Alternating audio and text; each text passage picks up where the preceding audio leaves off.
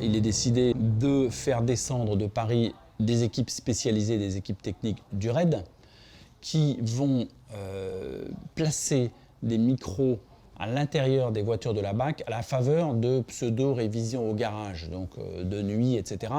Il faut se rendre compte du contexte dans lequel ça se passe. Tout ça se fait quasiment clandestinement, dans le plus grand secret. Seul le patron du garage est au courant, mais personne d'autre.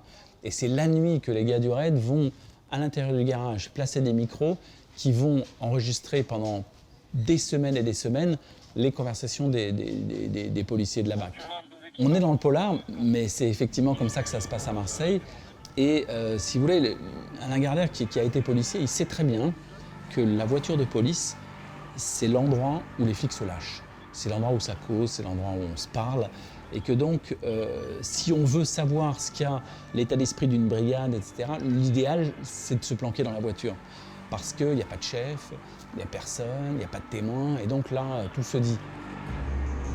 Dans l'intimité de leur voiture, les policiers racontent leurs actions et le bilan serait accablant.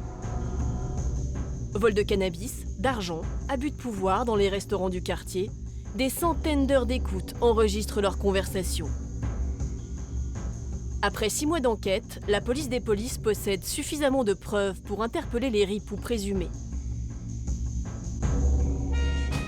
3 ans après les premières révélations d'Omar et de Sébastien, les policiers de la BAC sont finalement mis en examen pour vol en bande organisée, extorsion de fonds et trafic de stupéfiants.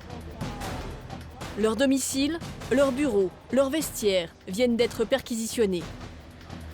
Des kilos de cannabis et de marijuana, des cagoules, des liasses de billets et des bijoux ont été retrouvés.